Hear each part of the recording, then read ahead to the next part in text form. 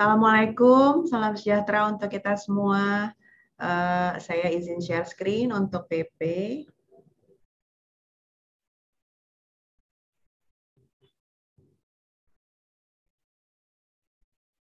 Oke, kita lanjutkan sebelum kita isoma dengan pengkajian pasien atau PP. Jadi pengkajian pasien ini sebenarnya gambaran umumnya mungkin yang Bapak Ibu dan harus ketahui tujuannya apa? Ya, tujuannya adalah tentunya mengumpulkan informasi dan data. Ya, dan kalau kita sudah mengumpulkan informasi dan data, maka kita harus menggunakan data tadi untuk menganalisa kebutuhan dan identifikasi kebutuhan pasien. Dan kalau kita sudah berhasil mengidentifikasi kebutuhannya apa, selanjutnya maka kita membuat sesuatu yang disebut sebagai rencana perawatan. Ya, jadi memang di dalam standar ini semuanya saling sambung menyambung. Ya, tadi kalau bicara soal ringkasan pasien pulang, yang tadi menjadi pertanyaan terakhir mungkin yang dijawab oleh Dr. Aryati, itu juga menyambung juga dengan standar dari KE. Ya, jadi KE tadi edukasi pasien pulang itu betul-betul diminta apa yang menjadi sesuai dengan kebutuhan pasien. Jadi memang standar ini semuanya saling sambung menyambung Bapak Ibu, sehingga nanti mungkin saran dari kami pada waktu Bapak Ibu menyiapkan akreditasi untuk selanjutnya, Pokja itu boleh ada, ya, tapi harus diingat bahwa Pokja itu tidak bekerja sendiri-sendiri. Artinya Pokja itu harus saling paham apa yang menjadi kebutuhan dari standar yang lainnya juga, sehingga regulasi atau apapun yang dibuat itu menjadi tidak tumpang tindih atau juga mungkin saling bertentangan. Ya, jadi harus dilihat juga di standar lainnya pemenuhan kebutuhannya apa. Ya, kita lanjut ke standar yang berikutnya.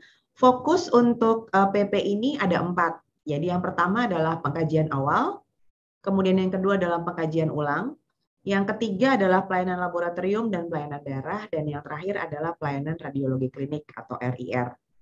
Ya, kita mulai dengan yang pertama yaitu pengkajian awal pasien. Di sini ada PP1, PP1.1 dan PP1.2. Jadi yang pertama untuk PP1 adalah identifikasi kebutuhan perawatan melalui proses pengkajian. Dan yang kedua adalah PP1 pengkajian awal itu sendiri. Kalau PP1.2 di sini adalah screening resiko untuk nutrisi, nyeri, kebutuhan fungsional termasuk resiko jatuh dan kebutuhan khusus lainnya. Ya, kita akan bahas satu-satu Bapak Ibu sekalian.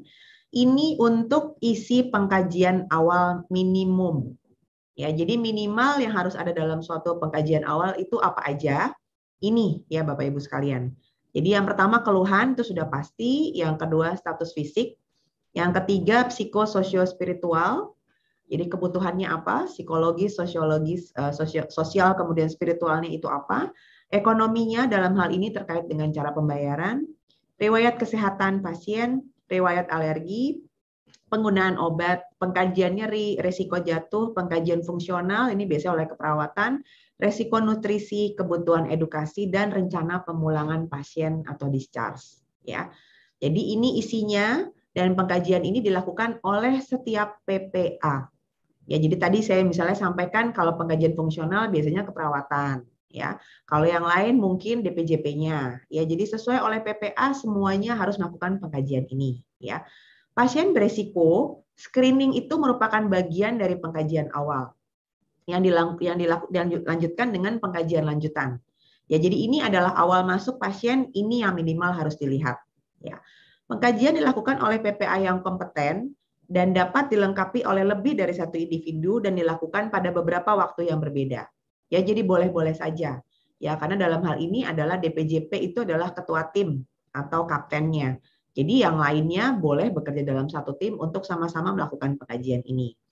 Yang paling penting, ini sudah harus terisi lengkap dan memiliki informasi terkini atau dalam 30 hari ya pada saat pasien itu dirawat atau sebelum tata laksana berikutnya dimulai. Ya, jadi kalau sudah lebih dari 30 hari, itu kita akan masuk ke chapter yang berikutnya atau pengkajian ulang. Untuk elemen penilaiannya ada 4, Bapak Ibu. Yang pertama harus ada regulasinya dulu, ya, tentang pengkajian awal dan pengkajian ulang medis dan keperawatan untuk unit gawat darurat, unit rawat inap, dan unit rawat jalan. Untuk isi dari pengkajian minimal awal itu adalah poin A sampai L, ya tadi yang kita sudah bacakan, harus dilakukan oleh PPA yang kompeten, Jadi memang sudah ada kewenangannya boleh melakukan pengkajian sesuai dengan ketentuan rumah sakit dan dibuat perencanaan pulang yang mencakup identifikasi kebutuhan khusus dan rencana untuk memenuhi kebutuhan tersebut yang disusun sejak pengkajian awal. Ya, jadi misalnya kalau dia pasien dengan gagal jantung, maka harus dibuat perencanaan pulangnya apa yang diperlukan pada waktu pulang. Ya, tadi obatnya seperti apa, boleh naik tangga atau tidak, ya kamarnya harus di bawah, misalnya seperti itu, nggak boleh kamarnya ada di lantai 2, apa aja obat yang harus diminum, kapan kontrol dan sebagainya, itu adalah bagian dari perencanaan pulang, Bapak Ibu. Ya, nah untuk 1.1 ya. Pengkajian awal medis dan keperawatan tadi dilaksanakan dan didokumentasikan dalam waktu 24 jam sejak pertama pasien masuk rawat inap. Ya, jadi kalau masuk itu dalam 24 jam semua elemen A sampai M tadi harus dilengkapi. Ya. Pengkajian awal medis menghasilkan diagnosis medis. Pengkajian awal keperawatan menghasilkan diagnosis keperawatan. Ya, jadi tadi memang sudah dikatakan berbagai PPA itu melakukan pengkajian, ya. Sebelum pembedahan pada kondisi mendesak, jadi misalnya pasien dengan sitooperasi, minimal tercatat beberapa catatan singkat dan diagnosis praoperasi yang didokumentasikan dalam rekam medik. Jadi kalau tadi misalnya kan belum tentu semuanya bisa dilakukan karena misalnya 1 jam ke depan harus operasi. Jadi ini yang minimal harus ada catatan singkat dan diagnosis praoperasi. Jadi at least kondisi pada waktu masuk itu jelas. Ya apa saja dan kemudian kenapa harus dilakukan sitooperasi tersebut, ya. Kemudian untuk pengkajian medis tadi yang dilakukan sebelum masuk rawat inap atau sebelum pasien menjalani prosedur di layanan rawat jalan itu dilakukan sekurang-kurangnya 30 hari sebelumnya, dan kalau lebih dari 30 hari maka harus dilakukan pengkajian ulang. Ya, hasil dari seluruh pengkajian itu yang dikerjakan di luar rumah sakit. Jadi kalau misalnya pasien sudah dilakukan pengkajian itu sejak sebelum masuk rumah sakit, karena misalnya mungkin merupakan pindahan dari pasien lain, itu diverifikasi pada saat masuk rawat inap atau sebelum tindakan di unit rawat jalan. Ya, jadi kalau dari luar sudah dilakukan pengkajian awal, maka pada waktu datang ada verifikasi ulangnya apakah pengkajian tadi memang masih sesuai dengan kondisi pasien pada saat itu. Ya, jadi tidak kita mencegah jangan sampai ada perubahan kondisi pasien yang tidak terdeteksi karena pengkajian awalnya tidak dilakukan verifikasi. Untuk 1.2, di sini sudah mulai ke yang lain atau tambahan, yaitu kriteria risiko nutrisi yang dikembangkan bersama dengan staf yang kompeten dan berwenang, ya. Kemudian di screening untuk risiko nutrisi sebagian dari pengkajian awal. Nah, kalau memang ada bermasalah dengan risiko nutrisinya, baru dilanjutkan dengan pengkajian gizi. Ya, jadi tidak usah pengkajian gizi lah secara lengkap dilakukan di awal, tapi mungkin sifatnya lebih screening. Kalau ada masalah, skornya lebih dari sekian, baru masuk kepada pengkajian gizi. Pasien di screening juga untuk kebutuhan fungsional termasuk risiko jatuh. Ya, jadi di sini ada hal-hal tambahan juga yang kita lakukan di luar pengkajian awal tadi, tapi tetap masuk dalam elemen A sampai M yang diminta pada maksud dan tujuan. Ya. Nah, untuk 1.3 Bapak Ibu, ini sudah masuk dalam pengkajian khusus. Jadi tadi ada pengkajian awal, ditambah lagi dengan pengkajian tambahan atau pengkajian khusus tadi. Siapa saja yang harus mendapatkan pengkajian khusus? Ini adalah minimal yang ada. Ya, apa saja yang minimal? Yang pertama adalah neonatus, kemudian anak, kemudian remaja, kemudian obstetri atau maternitas, geriatri, kemudian sakit terminal atau end of life atau menghadapi kematian, pasien dengan nyeri kronik atau nyeri yang intens, pasien dengan gangguan emosional atau psikiatri, pasien kecanduan obat terlarang atau alkohol, korban kekerasan atau kesewenang-wenangan, ya, pasien dengan penyakit menular atau infeksius, pasien dengan kemoterapi atau radiasi, ya, imunokompromis, serta pasien dengan sistem imunologi terganggu, ya. Nah, untuk elemen penilaiannya, rumah sakit harus menetapkan pengkajian khusus yang poinnya A sampai M tadi pada maksud dan tujuan, ya, populasinya yang mana saja. Dan kalau ada memang di rumah sakit itu, maka harus dilakukan pengkajian tambahan sesuai dengan ketentuan rumah sakit. Ya, jadi ini tidak akan sama untuk setiap rumah sakit, bisa saja berbeda. Ya, tadi kalau misalnya rumah sakitnya hanya gigi dan mulut, ya tentunya neonatus tidak ada. Ya, jadi silahkan ditentukan sesuai dengan kebutuhan rumah sakit Bapak Ibu dan dibuat regulasinya sesuai dengan standar yang permintaan pada standar. Ya. Sekarang kita lanjut, tadi pengkajian awal sudah masuk ke pengkajian ulang pasien. Ya. Pengkajian ulang itu kapan dan interval waktunya seperti apa, ya. Jadi di sini yang diminta adalah rumah sakit melakukan pengkajian ulang bagi semua pasien dengan interval waktu yang ditentukan dan kemudian dibuat rencana asuhan lanjutan. Nah, kalau tadi pengkajian awal itu oleh PPA, sama pengkajian ulang juga oleh PPA. Ya, tapi kapan dilakukan pengkajian ulang? Ya, nomor satu adalah secara berkala selama perawatan. Ya, di sini dikatakan misalnya staf perawat secara berkala mencatat tanda-tanda vital, nyeri, ya, kemudian penilaian dan suara paru dan jantung, ya mungkin juga resiko jatuh, ya ada pengkajian ulangnya, ya. Setiap hari oleh dokter untuk pasien dengan perawatan akut, ya. Juga dalam menanggapi perubahan signifikan dalam kondisi pasien. Jadi setiap pasien dengan perubahan kondisi itu harus ada pengkajian ulangnya, ya. Dan jika didiagnosis pasien telah berubah, jadi kalau diagnosis pasien itu berubah dan kebutuhan perawatannya juga berubah, itu pasti ada revisinya. Ya, jadi kalau misalnya di awal masuk hanya misalnya nyeri abdomen, tapi tiba-tiba sekarang sudah ketahuan ternyata pasiennya misalnya appendicitis. Nah, maka di situ juga ada pengkajian ulangnya. Ya, kenapa? Karena memang nyeri abdomen kalau dia menyeluruh dengan appendicitis itu pasti rencana asuhan dan juga rencana discharge-nya itu akan berubah. Ya. Untuk menentukan apakah pengobatan dan perawatan lain telah berhasil dan pasien dapat dipindahkan atau dipulangkan. Jadi hal-hal 5 dari hal ini adalah hal-hal yang menentukan kapan seorang pasien harus dilakukan pengkajian ulang. Ya, jadi misalnya pengkajian ulang dilakukan untuk menentukan kapan pasiennya boleh pulang. Itu harus dilakukan pengkajian ulang. Ya, jadi ada kriteria-kriteria tertentu yang menyebabkan seseorang pasien atau satu pasien bisa dipulangkan itu di atas dasar dari pengkajian ulang yang dilakukan oleh PPA.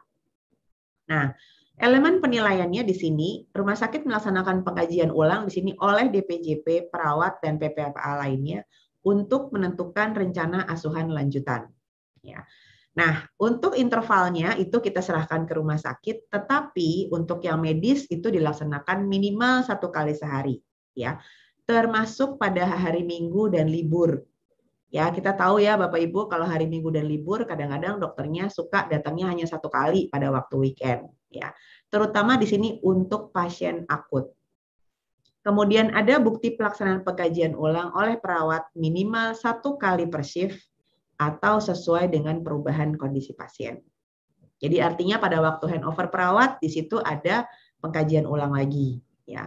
Kemudian terdapat bukti pelaksanaan pengkajian ulang oleh PPA lainnya dan dilaksanakan dengan interval sesuai regulasi rumah sakit. Jadi yang di atas tadi poin B, poin C itu tadi itu adalah minimal. Tapi di luar itu Bapak Ibu boleh membuat suatu kriteria lain. Misalnya kalau pasien ini harusnya sudah pulang atau mungkin masa akutnya sudah selesai, tinggal fisioterapi saja misalnya. Haruskah DPJP-nya misalnya hadir setiap hari? Mungkin tidak usah.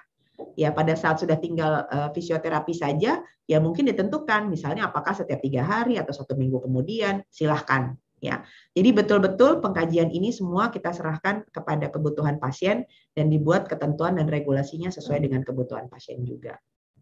Ya. Lanjut untuk pelayanan laboratorium dan pelayanan darah, ya. Di sini untuk standar PP3 yaitu PP3, PP3.1 dan 3.2. Ya. Di sini pelayanan laboratorium tersedia untuk memenuhi kebutuhan pasien sesuai peraturan perundangan. Untuk elemen penilaian PP3, rumah sakit menetapkan regulasi tentang pelayanan laboratorium di rumah sakit. Dan yang pasti, pelayanan laboratorium ini harus buka 24 jam 7 hari seminggu sesuai dengan kebutuhan pasien.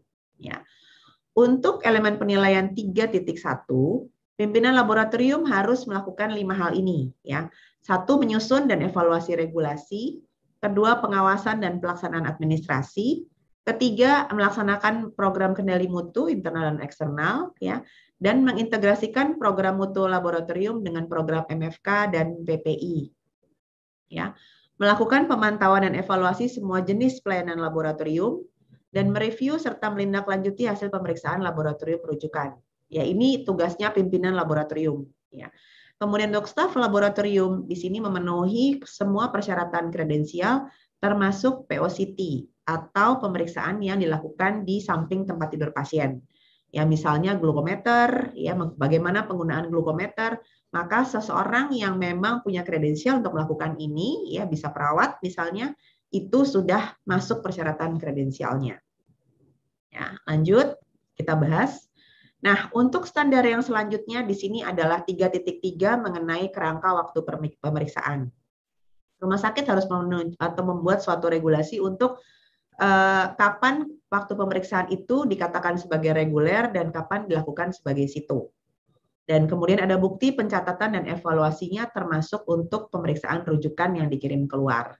Ya, jadi kalau misalnya pemeriksaan reguler yang dikirim keluar itu misalnya sudah masuk, misalnya kalau untuk yang paling sering dikirim itu biasanya hormonal ya, contoh misalnya tiroid, itu berapa hari? Mungkin 5 hari misalnya sudah masuk, ya itu harus juga dilakukan evaluasinya ya terhadap hal-hal yang dilakukan di luar rumah sakit. Kemudian reagensia esensial di sini untuk 3.4 ya. Bagaimana penyimpanan, pelabelan dan distribusinya. Jadi bagaimana reagen itu disimpan di dalam unit laboratorium, seperti apa labelnya kalau memang dia termasuk misalnya bahan berbahaya beracun, dan bagaimana distribusinya. Ya, jadi kalau misalnya dibagi reagennya itu dari satu kontainer besar, kemudian pada waktu mau digunakan oleh tugas lab itu digunakan dalam satu kontainer yang lebih kecil, bagaimana proses distribusinya? Apakah proses distribusinya tersebut aman? Ya, dan apakah APD-nya sudah sesuai dan sebagainya. Itu juga harus ada bukti pelaksanaan evaluasi serta audit terhadap reagensia esensial ini, ya, Bapak Ibu. Kemudian untuk 3.5 di sini adalah mengenai spesimen. Ya, jadi tentunya di sini ada alur bagaimana permintaan pemeriksaan, ya ini sepertinya sudah ada, yang lalu juga pengambilan, pengumpulan dan identifikasi spesimen, ya termasuk kalau menggunakan barcode, bagaimana jangan sampai barcode-nya itu misalnya menutupi atau membuat identifikasi pasien menjadi tidak kelihatan misalnya. Sering sekali kalau kita pakai barcode itu nama identifikasinya itu menjadi kecil ya, atau mungkin juga malah ada yang tidak ada, harus memakai stiker yang berbeda. Kadang-kadang terjadi seperti itu ya. Kemudian pengiriman, pembuangan, penyimpanan dan pengawetan kalau ada. Ya, jadi misalnya kalau misalnya darah ini harus disimpan karena nanti ada kemungkinan misalnya harus dilakukan pemeriksaan ulang. Bagaimana proses penyimpanannya? Ya, urin juga misalnya seperti itu. Demikian juga dengan penerimaan, kemudian penyimpanan, telusur spesimen secara umum. Ya, spesimen di sini tidak hanya darah, tapi semua pemeriksaan spesimen atau spesimen yang diterima untuk pemeriksaan laboratorium. Untuk 3.6 di sini adalah nilai normal, ya. Jadi setiap pemeriksaan itu harus punya rentang nilai normalnya, ya. Dan nilai normal ini biasanya kita pakai satu yang memang sudah menjadi kesepakatan dari kolegium, ya. Jadi tidak bikin rentang nilai normal sendiri, tapi rentang nilai normal yang memang berlaku secara nasional dan menjadi kesepakatan dari nasional dan juga kolegium, ya. Setiap hasil pemeriksaan di sini kalau diberikan kepada pasien itu harus dengan rentang nilai normal, ya. Jadi itu juga memudahkan pasien untuk membaca, juga memberikan peringatan kepada dokter pada saat membaca, ya, sebagai penanda bahwa oh ini nilainya tidak sesuai, ya, ini jauh sekali kurang atau tinggi sekali, misalnya seperti itu. Kemudian 3.7 di sini adalah kendali mutu. Ya, kendali mutu di sini adalah pemantauan eksternal dan bukti mutu internal, pemantapan mutu internal dan juga eksternal, ya. Jadi di sini sebagai seorang kepala dari unit laboratorium, bisa dokter, biasanya sih dokter spesialis patologi kliniknya, bagaimana pemantauan mutu internal dan eksternal ini dilakukan di laboratorium di rumah sakit Bapak Ibu bekerja, dan bagaimana itu menjadi suatu program bagian dari program laboratorium yang berhubungan dengan peningkatan mutu dan keselamatan pasien di laboratorium. Nah, kemudian untuk 3.8 di sini adalah sertifikasi akreditasi laboratorium rujukan dan juga pemantauan dan evaluasi kontrak sesuai dengan PKS, ya. Lagi-lagi Bapak Ibu, untuk sesuatu yang diperiksakan keluar itu harus jelas bagaimana standar mutunya. Dan standar mutu tadi dimasukkan ke dalam kontrak dan juga dilakukan evaluasi kontrak sesuai dengan standar mutu yang Bapak Ibu minta. Jadi kalau tadi misalnya pemeriksaan itu dikirim harus dalam waktu 5 hari, ya harus ada auditnya apakah memang selalu tepat 5 hari atau jangan-jangan selalu melenceng. Selalu misalnya dikirimnya baru 2 minggu, misalnya seperti itu. Ya, dan bagaimana kalau terjadi hal seperti itu, apakah kita mau melakukan tindak lanjut terhadap suatu standar mutu yang tidak tercapai misalnya di dalam PKS atau tidak tercapai di dalam standar mutu kinerja laboratorium. Nah, hal-hal seperti ini yang memang kita minta bahwa setiap unit itu seperti dalam tanda kutip bertanggung jawab terhadap mutu dan keselamatan pasien yang ada di dalam unitnya masing-masing sebagai bagian dari program mutu dan keselamatan pasien di rumah sakit. Ya, jadi ini adalah yang diminta untuk pelayanan laboratorium pada PP3 ya. Dan kita lanjut lagi ke PP9, ini khusus tentang pelayanan darah ya. Jadi kalau pelayanan darah ini menjamin pelayanan yang diberikan itu harus sesuai dengan peraturan perundang-undangan dan juga standar pelayanan yang berlaku di rumah sakit. Ya, jadi kalau tadi laboratorium, sekarang kita masuk ke darah. Di sini rumah sakit menerapkan regulasi tentang penyelenggaraan pelayanan darah di rumah sakit dan juga tanggung jawabnya itu oleh seorang staf yang kompeten. Ya, ada pemantauan dan evaluasi mutu terhadap penyelenggaraan pelayanan darah di rumah sakit dan juga ada proses persetujuan tindakan pasien untuk pemberian darah dan produk darah. Jadi kalau memang ada transfusi, maka bagaimana bentuk inform konsennya itu harus jelas ya. Darah dan produk darah. Jadi bukan hanya sekedar darah saja, tapi juga produknya. Jadi misalnya seperti FFP, contohnya ya, seperti itu. Ya. Nah ini tadi laboratorium. Sekarang kita masuk kepada pelayanan radiologi klinik. Ya.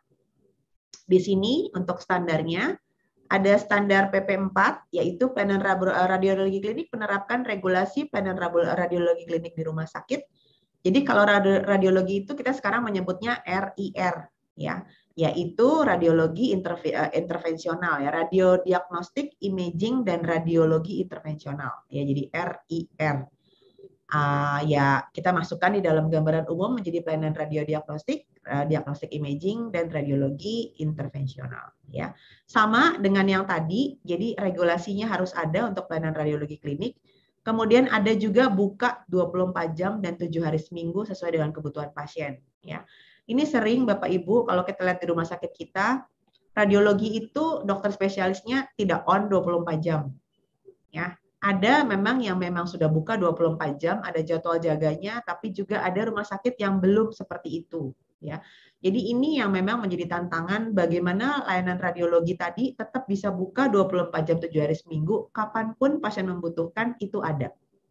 Ya, karena sekarang kalau radiologi ini ibaratnya dokternya nggak usah duduk di situ. Ya, mereka bisa menunggu di rumah, tapi pada saat memang ada permintaan situ, misalnya jam 2 pagi, dan harus dibacakan, itu ada yang membacakan. Ya, jadi memang kebutuhan untuk pasien ini, untuk keselamatan pasien, itu betul-betul menjadi suatu prioritas utama di dalam standar ini, sehingga memang 24 jam 7 hari seminggu ini betul-betul harus dijalankan. Ya. Di standar yang lalu juga sudah ada, cuma mungkin dalam standar yang ini penekanannya, kita ingin betul-betul rumah sakit melakukan sesuatu yang memang sesuai dengan kebutuhan dari pasien. Nah, ini untuk kelanjutannya untuk penanggung jawab radiologi kliniknya sama juga hampir mirip dengan laboratorium Bapak Ibu, menyusun evaluasi dan regulasi ya, ada pelaksanaan administrasi, ada PMI, ada PMK-nya juga, PMI-nya juga ya. Kemudian pemantauan evaluasi semua jenis layanan RIR serta mereview dan menindaklanjuti hasil dari RIR rujukan. Untuk stafnya sendiri sama, jadi membuat interpretasi pemenuhan persyaratan kredensial. Kemudian staf yang mengerjakan pemeriksaan termasuk di unit rawat inap itu juga memenuhi persyaratan kredensial. Ya, jadi kita tahu kalau radiologi sering ada yang mobile dibawa, nah maka bagaimana proses kredensialing, apakah staf tersebut mampu untuk melakukan pemeriksaan yang ada di luar unit radiologi. Ya. Kita bahas lagi untuk rangka waktu sama juga, ya ada yang reguler dan ada yang sito, termasuk juga pencatatan dan evaluasinya. Jadi kalau memang dikirim keluar, karena tidak punya MRI, misalnya seperti itu, maka apakah itu sesuai dengan waktu yang Bapak Ibu tentukan di dalam PKS-nya? Ya, jangan sampai pasiennya sito perlu MRI, tapi ternyata tidak bisa dikirimkan. Ya, untuk 4.4 ini adalah X-ray dan bahan lain. Jadi di sini dikatakan bagaimana pengelolaan, kemudian saat terjadi kekosongan bagaimana kalau memang Bapak Ibu masih memakai film, ya. Dan juga bagaimana penyimpanan, pelabelan, dan distribusinya. Ya, jadi memang penyimpanan untuk film dan juga segala sesuatu yang terkait dengan BMHP yang ada di radiologi dan juga di laboratorium ini memang harus betul-betul dibuatkan regulasinya. Ya, artinya kalau memang ini langsung ke laboratorium, bagaimana proses pemantauannya dari rumah sakit. Ya, bisa juga masuk ke bagian pembelian di rumah sakit, bisa juga langsung masuk ke bagian radiologi. Ini kadang-kadang suka terjadi seperti itu. Kalau memang langsung masuk ke radiologi, bagaimana proses supervisi dari bagian pembelian dan juga atau mungkin farmasi, ada beberapa rumah sakit yang menggunakan hal yang berbeda. Bagaimana proses pemantauannya sehingga manajemen dalam hal ini mendapatkan informasi mengenai hal-hal yang mungkin menjadi masalah atau juga mungkin menjadi sesuatu yang kurang terhadap standar yang diminta. Ya, misalnya filmnya sering terjadi kekosongan, bagaimana? Ya, jadi informasi seperti itu harus sampai kepada pihak-pihak yang memang membutuhkan informasi tersebut untuk pengambilan keputusan agar pelayanan tetap berjalan dengan lancar. Untuk kendali mutu di 4.5 ini juga sama, pemantapan mutu internal dan eksternal. Saya rasa kita nggak bahas lagi ya, sudah Bapak Ibu sudah tahu mengenai hal ini. Jadi itu mungkin yang bisa saya sampaikan untuk PP. Kita akan masuk ke dalam tanya jawab. Silakan Mbak Desi.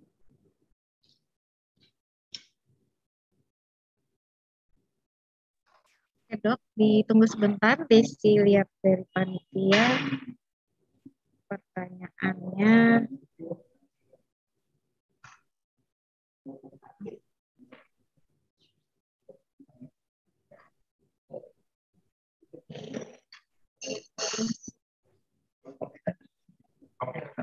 Pertanyaannya masih ada di sesi yang sebelumnya, nggak apa-apa, Dok? Boleh. Karena yang ini belum dikirim.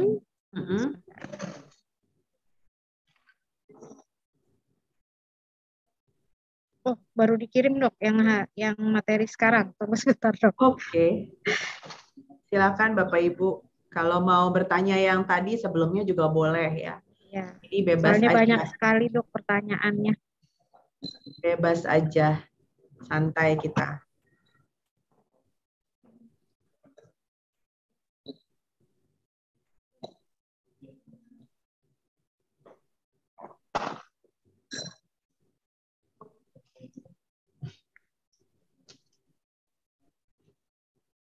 Mudah-mudahan tadi mengenai pengkajian awal dan pengkajian ulang sudah cukup jelas ya.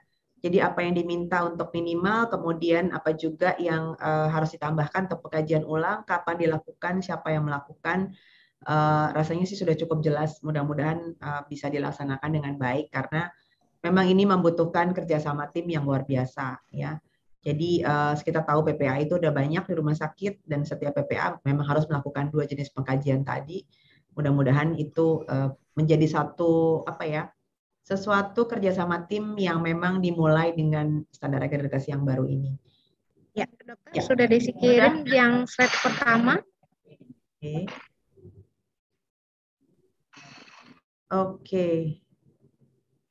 Mohon bantuannya, Dok. Demi keseragaman dan kesesuaian, mohon diperlihatkan form pengkajian medis dan keperawatan. Terima kasih ya. Nanti kalau memang ada contohnya bisa saya sampaikan, tapi memang ini juga bisa dibuat oleh Bapak Ibu sebagai form khusus di rumah sakit ya. Karena sekali lagi tadi pengkajian awal dan pengkajian ulang ini berbeda-beda untuk setiap rumah sakit tergantung dengan tipenya ya. Jadi dan jenisnya juga seperti apa. Kemudian izin bertanya dari Bu Kristanti, pasien dengan nyeri kronis apakah wajib pada pengkajian nyeri komprehensif? Iya ya. Jadi kalau pengajian dengan nyeri kronis itu memang sebisa mungkin itu harus sangat komprehensif karena kalau dia itu sifatnya sudah kronik itu artinya gini, mungkin melibatkan beberapa organ dan juga melibatkan beberapa sistem di dalam tubuh kita. Jadi memang itu ada pengkajiannya berbeda-beda ya, Dok. Mudah-mudahan nanti bisa lihat atau mungkin bisa coba cari. Jadi untuk pengkajian nyeri akut dan juga kronik itu memang berbeda-beda. Jadi beda pengkajiannya, tidak sama ya. Jadi harus sangat komprehensif. Supaya nanti penata laksananya juga bisa lebih komprehensif. Ya kronik itu didapatkannya dari mana? Karena nyeri itu kalau dia kronik biasanya tidak timbul di tempat di mana organnya bermasalah. Sehingga harus ada pencarian di mana organ yang menjadi penyebab utama dari nyeri kronik tersebut. Yaitu biasanya perlu pemeriksaan tambahan, kemudian juga berkaitan dengan mungkin gaya hidup, dan juga ada juga tingkat stres ya tertentu yang menyebabkan munculnya nyeri-nyeri kronik tadi gitu. Itu sangat komprehensif ya. Jadi memang dalam hal ini PPA-nya harus sangat jeli untuk melihat hal itu. Kemudian dari Pak Joko Susilo Eskep ya. Untuk pengkajian awal dilakukan oleh PPA Medis dan Keperawatan, apakah discharge planning-nya menjadi satu atau berdiri sendiri? Untuk discharge planning tetap satu, ya. Tapi yang mengisi juga PPA yang berbeda sesuai dengan kewenangan dan kompetensinya. Jadi untuk discharge planning tadi kalau yang medis ya diisi oleh medis, yang perawat juga diisi oleh perawat, ya. Jadi tadi untuk misalnya kebutuhan fungsional yang harus dilakukan di rumah itu oleh perawat, ya. Tadi di rumah itu misalnya perlu apa untuk bantuan fungsionalnya. Tapi kalau untuk yang medis itu misalnya lebih kepada penggunaan obat, kemudian juga tadi apa yang boleh dan tidak boleh, ya misalnya boleh makan apa dan sebagainya. Juga kalau yang nutrisi ada lagi tadi misalnya boleh makan apa, obat juga bisa dari farmasi selain dari DPJP. Jadi tentunya ini banyak sekali yang harus mengisi juga. Ya, jadi satu untuk semua juga ya, Pak Joko ya. Kemudian dari Pak Masud di sini ada apakah perencanaan pulang yang dimaksud dalam PP1 pendokumentasian menjadi satu dengan discharge planning atau format tersendiri? Jadi satu boleh. Ya memang sebenarnya discharge planning itu satu format tapi memang harusnya diisi dari awal. Ya. Jadi begitu sudah ada perencanaan pulang, maka discharge planning itu sudah mulai diisi. Tapi kita tahu di situ bahwa itulah permasalahannya. Ya kan nggak mungkin ada PPA atau dokter yang di depan bikin perencanaan pulang terus langsung bisa bikin discharge planning. Itu kan sulit sekali. Kenapa? Karena dalam perjalanannya kan bisa terjadi perubahan kondisi pasien, Bapak Ibu sekalian. Ya, tapi itu sebenarnya adalah satu rangkaian. Ya, jadi kalau perencanaan pulang itu memang biasanya seringnya ditaruh dalam rekam medis saja, tapi ditulis kembali dalam discharge planning. Kenapa? Karena jadi discharge planning itu sebenarnya bisa berubah-berubah, Bapak Ibu. Waktu di awal mungkin dibilang dirawat 3-5 hari, ternyata begitu hari ketiga ketemu hal yang lain, oh ternyata dirawatnya jadi 2 minggu. Ya pada saat itu discharge planning-nya juga akan berubah. Gitu. Jadi itulah yang memerlukan pengawasan dari kita sebagai tim yang ada di rumah sakit. Ya dalam hal ini tentunya tadi MPP juga bisa membantu mengawasi hal-hal apa saja yang berubah, hal-hal apa saja yang menjadi masalah dan harus dibantu untuk pasien ini agar mereka paham ya bahwa kenapa saya harus dirawat dari 3 hari mundur jadi 2 minggu, misalnya contoh. Bagaimana proses informasi dan edukasinya oleh PPA. Jadi ini semua standar-standar ini adalah satu kesatuan yang tidak terpisahkan. Ya. Kemudian ini ada lagi dari, sebentar, belum sempat di-download. Ada dari Dokter Awan, untuk PP 4.5, apakah contohnya masing-masing? Oh, Dokter Awan kebetulan dari Medistra, jadi nanti kita ngobrol aja ya, sendiri mungkin tidak dijawab di sini. Boleh ya, nggak apa-apa. Jadi PMI dan PME nih kayaknya ya. Silakan. Jadi untuk radiologi itu juga sekarang ada PMI dan PME-nya ya. Untuk rencana asuhan sama dengan plan dari SOAP. Rencana asuhan sama dengan plan dari SOAP atau formulir tersendiri. Rencana asuhan iya sama dengan SOAP. Ya. Jadi begitu sudah dilakukan pengkajian awal, dibuat perencanaan awal ini dituangkan dalam bentuk SOAP. Bapak Ibu ya. Nah, kemudian dibuat juga discharge planning-nya. Jadi kalau seseorang sudah masuk ke rumah sakit, maka hari ini dia mau diapain, pada waktu pulang dia mau diapain. Kira-kira gitu bahasa gampangnya ya. Tapi menjadi satu kesatuan yang akan berubah mengikuti perjalanan dari pasien itu sendiri. Terkait dengan PP 39 pelayanan darah, bila dihubungkan dengan PMK 83 tahun 2014 pasal 41 ayat 2, apakah benar BDRS boleh bekerja sama dengan UTD di wilayahnya sehingga ini iya bisa ya. Jadi penilaian mengenai kompetensi staf kalau memang kita bekerja sama dengan pihak lain itu bisa kita mintakan ya dari pihak lain tersebut. Jadi kalau Bapak Ibu ber-KSO dengan pihak lain untuk pelayanan apapun, maka SIP, STR, kompetensi dari staf yang melakukan semuanya Bapak Ibu harus juga punya kopinya dan melakukan pengecekan terhadap itu. Untuk KKS-nya yang diminta kira-kira seperti itu. Ya, jadi Bapak Ibu tahu persis bahwa dokter yang melakukan radiologi di luar sana gitu ya, atau dokter yang melakukan pemeriksaan laboratorium atau meng-ACC dari pemeriksaan laboratorium di luar sana, itu betul-betul dokter yang tadi memang berizin, ya, punya SIP, punya STR, punya kompetensi, ya, dan juga akan memberikan standar mutu yang memang diminta oleh Bapak Ibu. Ya, jadi boleh, silahkan ya dilakukan seperti itu. Kemudian pengecekan ke pasien seperti POCT yang dilakukan oleh staf penunjang dan pelaporan hasil kritisnya apakah diharuskan untuk menulis di CPPT atau menggunakan form lain? Dari Ibu Herlina Dwi Arianti. Untuk POCT boleh langsung di ini aja dok, di CPPT aja dok. Jadi nggak usah pakai form lain lagi ya. Form satu-satunya form lain yang dipakai untuk POCT adalah mengenai bagaimana pengecekan terhadap alat tersebut yang tadi harus dilakukan atau dikoordinasi oleh pimpinan dari laboratorium klinik di tempat rumah sakit dokter berada. Ya, jadi misalnya alat glukometer tersebut koordinasinya semua mengenai apakah alat itu sudah layak pakai pada hari tersebut, ya, bagaimana pengecekan ulangnya, bagaimana staf itu bisa melaporkan kalau ada hal-hal yang tidak sesuai, itu semua harus di dalam koordinasi laboratorium. Ya, tapi di luar itu mengenai pencatatan untuk medis dan hasil kritisnya itu silahkan lakukan di dalam CPPT saja. Jadi tidak usah dilakukan berbeda atau bikin formulir baru lagi ya, ribet ya. Jadi kalau nanti hasil kritis itu sudah jadi satu dalam CPPT, siapapun juga bisa membaca, tidak jadi bingung bahwa tidak jadi bingung siapa atau ada suatu informasi yang tidak menjadi satu kesatuan. Ya, apalagi kalau itu berhubungan dengan hasil kritis. Tentunya kalau hasil kritis maka semua PPA harus tahu ya, bukan hanya dokter yang merawat saja, tapi PPA lain juga harus tahu ya, karena biasanya bisa juga terkait oleh tindakan atau hal-hal yang akan dilakukan oleh PPA lain. Ya. Kemudian dari Ibu Ai Diana Puspawati, untuk handover perawat, apakah cukup dituliskan di lembar CPPT saja? Untuk handover perawat, itu baiknya ada formulir tersendiri yang memang menjadi dokumentasi untuk handover.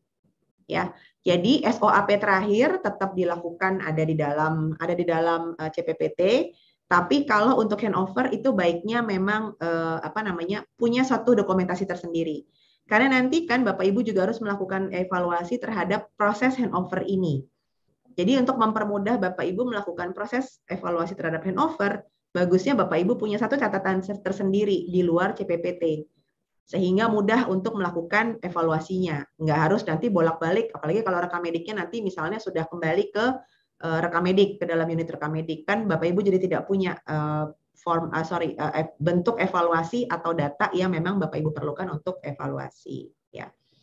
Untuk Ibu Venisensia Pare, apakah pengkajian ulang perlu dibuatkan form tersendiri atau ditancapkan form tersendiri? Ya, biasanya untuk pengkajian ulang itu ada form tersendiri.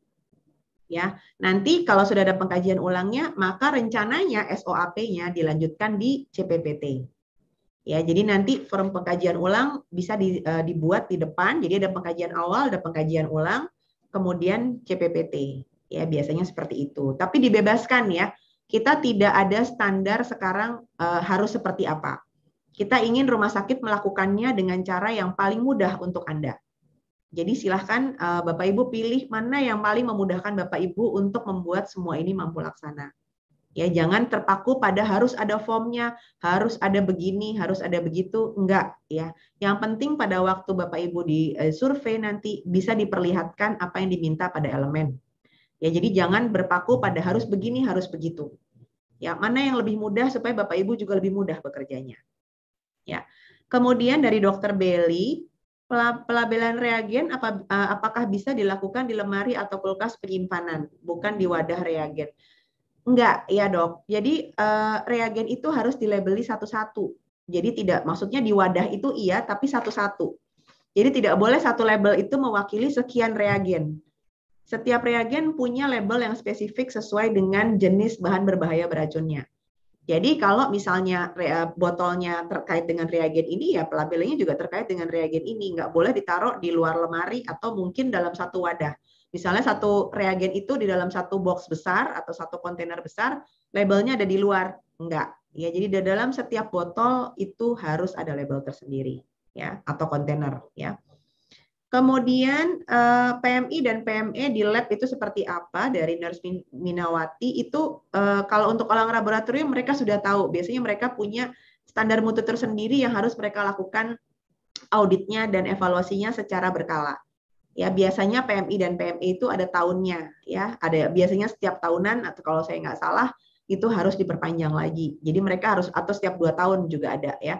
Jadi itu memang sesuatu yang sudah rutin untuk dilakukan di laboratorium. Demikian juga dengan radiologi. Ya, itu tidak sesuatu yang memang mutlak, karena kita ingin memastikan bahwa pemantapan mutu itu baik di unit itu maupun yang dilakukan dari luar rumah sakit ya, eksternal, itu semuanya memang sesuai. Ya, jadi internalnya ada, eksternalnya juga ada. Ya. Dari Dr. Anggun Puspita Dewi untuk PP 3.1, pimpinan laboratorium mengintegrasikan program MFK dan PPI. Ya, tadi yang saya contohnya itu ya dok, misalnya mengenai pelabelan reagensia, itu masuk dalam standar MFK untuk B3. Ya, jadi nanti kita akan buat itu, saya akan jelaskan mungkin di standar MFK lebih lanjut. Itu termasuk salah satu hal yang dikoordinasikan dengan MFK. Kalau dengan PPI adalah bagaimana penggunaan APD. Ya, penggunaan APD di laboratorium, bagaimana melakukan sesuatu pemeriksaan dengan cara yang benar. Ya, contohnya misalnya kalau di laboratorium ada laminary airflow, itu bagaimana memakainya. Misalnya terkait dengan pemeriksaan mikroorganisme atau TB misalnya. Itu kan memakai laminary airflow juga. Ya, itu bagaimana caranya? Itu terkait juga dengan PPI. Jadi program yang terkait dengan PPI dan MFK itu juga harus masuk dalam program laboratorium, atau kalau tidak itu termasuk dalam program PPI. Jadi itu nanti akan dilihat oleh surveyor pada saat Bapak Ibu disurvei. Ya. Kemudian mohon izin dari RSIA Cempaka Putih, rumah sakit kami radiologi yang ada baru USG 4D dan 2D. Untuk radiologi sendiri seperti ronsen kami masih bekerja sama dengan laboratorium lain. Apakah sudah cukup untuk memenuhi standar atau bagaimana dokter? Ini kembali kepada jenis layanan apa atau kebutuhan Bapak Ibu itu apa. Ya. Jadi kalau lihat dari 4D dan 2D, ini kan RSIA. Ya. Kalau memang kebutuhan utamanya mungkin tidak banyak seperti rumah sakit umum, ya boleh saja. Ya, tidak masalah. Yang penting pada saat Bapak Ibu harus mengirim sesuatu rujukan radiologi keluar, Bapak Ibu punya standar mutunya. Ya, jadi kalau misalnya harus MRI misalnya atau harus CT scan misalnya, itu bagaimana ya prosesnya? Dan kemudian apakah hasilnya bisa Bapak Ibu dapatkan sesuai seperti yang Bapak Ibu inginkan? Dan pasiennya tidak ada keterlambatan di dalam penata-laksanaan. Ya. Mungkin itu jawaban saya dari Mbak Nova Eliana Sari ya, STR Kebidanan ya. Izin bertanya, apabila rumah sakit belum memiliki pelayanan radiologi pada akreditasi untuk pelayanan instrumennya tidak dinilai atau bagaimana ya, berhubung, apakah bila memerlukan pelayanan dilakukan rujukan? Iya, jadi kalau tidak punya layanan radiologi pasti merujuk ya kan ke rumah sakit lain. Jadi tetap saja standar ini akan dinilai karena rumah sakitnya melakukan rujukan kepada tempat lain. Ya, baik itu klinik atau bisa juga rumah sakit. Ya, jadi tetap dapat juga ya, dan memang pasti tetap harus ada orang yang melakukan penilaian terhadap ini, yaitu kepala unit radiologinya. Karena walaupun tidak berada di tempat, tapi ada orang yang melakukan penilaian terhadap semua proses yang dilakukan di luar rumah sakit ini. Gitu. Jadi standar ini akan tetap ada, tapi mungkin ada beberapa yang akan tidak dapat dinilai. Ya, jadi nanti akan disesuaikan dengan Bapak Ibu pada waktu dilakukan survei di tempat. Ya. Mbak Susi Novi Miswardi, izin bertanya, dok, riwayat penggunaan obat termasuk asesmen awal medis atau keperawatan. Ya, di sini silahkan dibebaskan. Ya, tapi dua-dua PPA-nya harus tahu. Kalau saya lebih kepada PPA medis, karena dokter akan membuat suatu rencana awal dan juga discharge planning berdasarkan riwayat medis dan juga penggunaan obat sebelumnya. Ya, jadi kalau saya lebih menyatu kepada medisnya. Tapi perawat juga harus baca karena nanti perawat yang akan memberikan obat. Jadi perawat juga harus tahu apa saja yang menjadi asesmen awal dari medis ini. Ya. Kemudian lagi dari Rumah Sakit RSIA Cempaka Putih. Oh, ini masih sama ya. Yang tadi ada lagi ini. Oke. Terakhir. Ya, untuk PMI dan PME untuk radiologi itu nanti akan saya berikan contohnya ya. Kebetulan saya nggak punya contohnya di sini. Nanti mungkin sesudah ISOMA saya akan coba perlihatkan contohnya untuk PMI dan PME. Memang kalau untuk radiologi itu mungkin hal baru. Kalau untuk laboratorium, untuk PMI dan PME mereka sudah punya. Ya, biasanya dokter PK-nya itu sudah sangat terbiasa dengan itu. Tapi kalau untuk radiologi itu memang satu hal yang berbeda. Ya, nanti saya coba perlihatkan contohnya sudah isoma Bapak Ibu, saya carikan dulu filenya supaya nanti Bapak Ibu juga lebih jelas pada waktu saya menjawab. Ya. Mungkin itu Mbak Desi, kayaknya sudah habis pertanyaannya.